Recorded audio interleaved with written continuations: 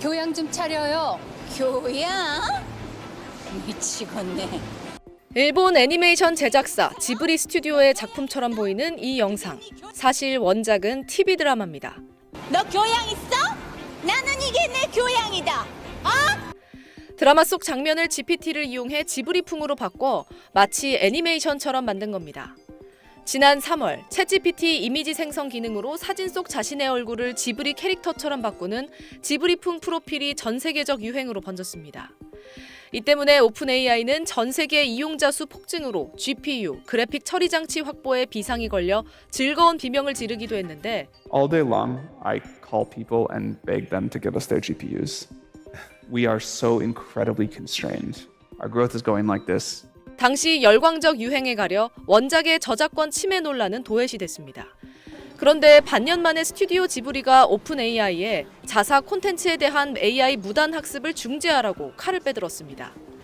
미국 정보기술 전문 매체 테크크런치에 따르면 지브리뿐 아니라 일본 주요 콘텐츠 기업들이 합심해 지난주 오픈AI에 자신의 콘텐츠를 허락 없이 학습에 이용하지 말라는 내용의 공개 서한을 보냈습니다.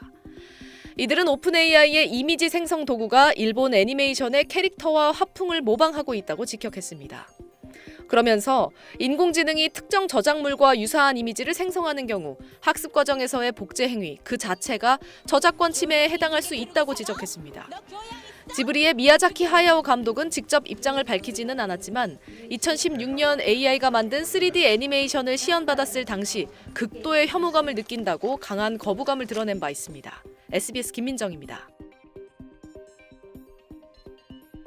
转过去，让我玩会儿尾巴。 지난 5월 공개된 숏드라마 나를 사랑한 구미호입니다. 한 편당 1분 남짓한 길이의 판타지 숏드라마입니다. 신화 속 인물인 주인공이 굴착기를 몰고 인기 캐릭터 라부부가 악당으로 등장하는 등 황당한 내용에도 지금까지 나온 37편의 조회수가 무려 2억 건에 달합니다. 이 드라마는 전 과정이 AI로 제작됐는데 과장된 연기와 화려한 특수 효과도 AI 덕분입니다. 중국에선 지난 3월 처음으로 AI 숏드라마 싱한닝 괴사건이 공개된 이후 AI 숏드라마가 열풍입니다. 단 5명 제작진이 투입된 이 드라마는 공개 일주일 만에 조회수 4,500만 건을 돌파했습니다. 未来的 AI 影视它的特点是降本增效。 무료 AI 영상 프로그램을 사용하고 배우 출연료도 들지 않아 제작비가 기존 숏드라마의 10분의 1 수준이라는 게 업계 설명입니다. 3편 제작비가 단돈 10,000원인 경우도 있습니다. 现在30万能拍一部真人短剧都够呛，但是你要拍 AI 短剧，拍10部。 더우인, 콰이쇼 등 중국 자체 AI 영상 제작 플랫폼 발전도 AI 숏드라마 인기를 가속화했습니다. 다만 AI 데이터베이스 속 오류와 편견이 무의식적으로 표출되거나 저작권을 침해할 가능성이 있다는 건 문제점으로 지적되고 있습니다. 중국 당국은 사전 심사 강화 등 절차를 마련해 무분별한 AI 숏드라마 확산을 막겠다는 방침입니다. 베이징에서 SBS 권란입니다.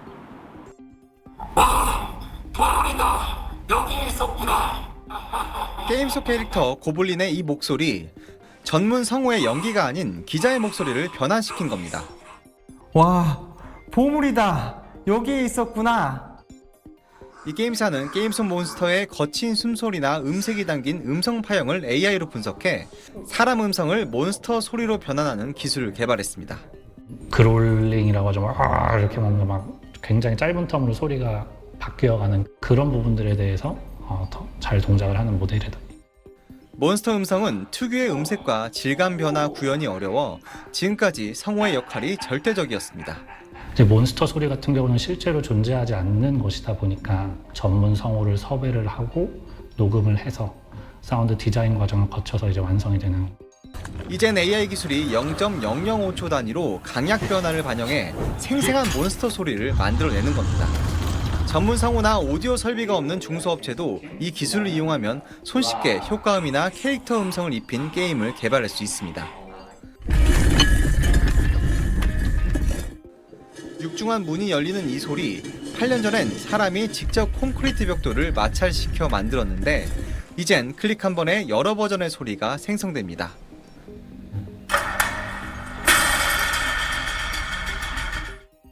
국내 AI 오디오 전문 업체는 영화나 예능 프로그램 속 대사와 효과음, 배경음악을 일일이 분리해 해외 수출할 때 저작권 문제가 발생할 수 있는 소리를 다른 소리로 바꿔주는 기술을 개발했습니다.